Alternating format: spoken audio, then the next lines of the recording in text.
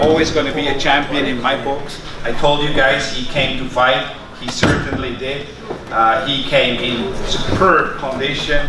I know you had a long and hard training camp, and you came here to go home with 2 belts. That didn't happen, but I think you came here and you won a lot of fans. You won a lot of fans, and as I said, you and your dad, you guys are absolute class acts. The way you handle yourself and the way the professionalism you displayed tonight, it was a hell of a fight, and you can be proud. I know it didn't go your way, and I know that's something you're going to have to, you know. But that's not, you know, winning and losing is not everything. It's about competing. It's about challenging yourself against the best. And I know there will be many other great nights, and I have 0 doubt that you will raise your hand and you will be world champion again. So a big applause for Robert Easter, and if you guys have any questions for him, please ask him. I thank everybody, you know, coming out, supporting, being behind you. You know, Mike is a tough champion, true warrior. You know, like I said, I brought the best out of him. He brought the best out of me. You know, unfortunately, I got the short end of the stick. You know, I'm up here looking like Martin off of, you know, when he got beat up by Tommy Hearns with the big lip. You know what I'm saying? It's all good. You know, we go back to the drawing board. You know, I sit down with my team and my management, and we see what the next best move is for me. You know.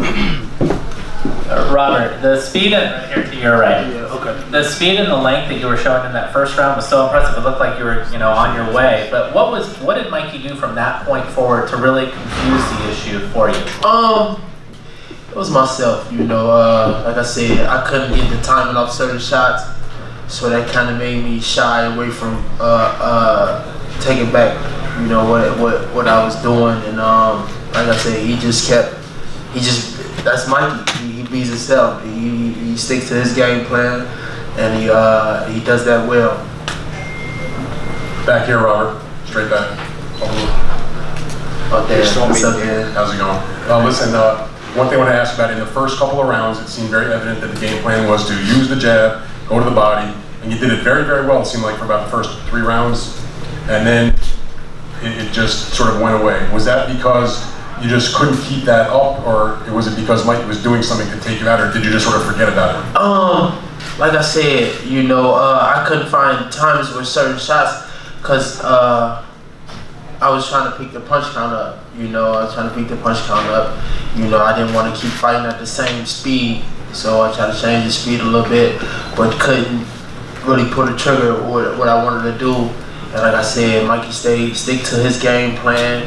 You know, I made various mistakes, and you know, like I said, got caught with a shot, and you know, but it was a tough fight.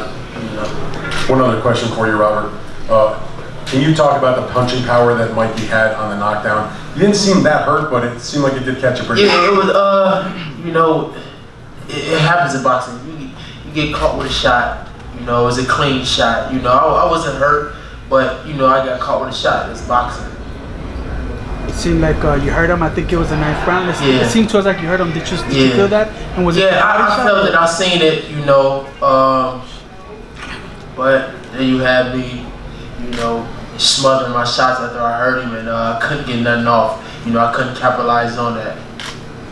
Robert, you seem pretty confident. Do you feel that you're going to get back to this stage, get a fight like this at some point in your career? Of course, no question. You know, I got myself here, you know, with hard work and dedication, and you know, true champions get themselves back up. Yes. Okay, any other? Right over there, yeah. Hey, Robert. I'm beating Tank and AB up in the car too, because they didn't come to my training camp. So I got to fight with them. They didn't come to my training camp, so I got a bone to pick with them guys. Robert, right here. He's right there, AB. You've been in the ring with Mikey for 12 rounds.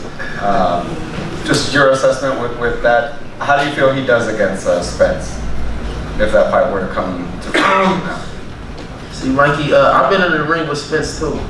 You know, he sparred, you know, a few years back when I was amateurs, and Spence always had this type of power, you know, tremendous power, and you know. But you know, Mikey has his mind made up. You know, Mikey has his mind made up of going up in weight classes. You know, but you know that's what boxing's for. Boxing, you know, champions believe they can take on other champions. So there you have it. You know, I tip my hat off to him. You know, you seen it tonight. He's a true champion, true warrior. So, but you know, Errol Spence, he's a different breed. He's an animal, man.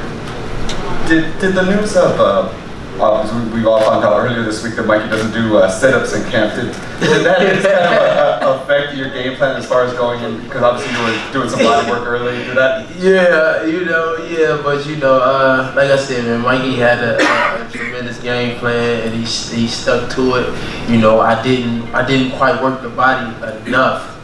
You know, I was throwing jabs to the body, but I wasn't working quite enough like I should have been. But you know, he didn't have the body, but he had the fist. How good of a punch was that he hurt you with, or was it a balance thing? Or? It was more of a clip shot, you know, a clip shot. You know, that punch didn't hurt me, you know. But he has some power, you know. But that shot wasn't the one that hurt me.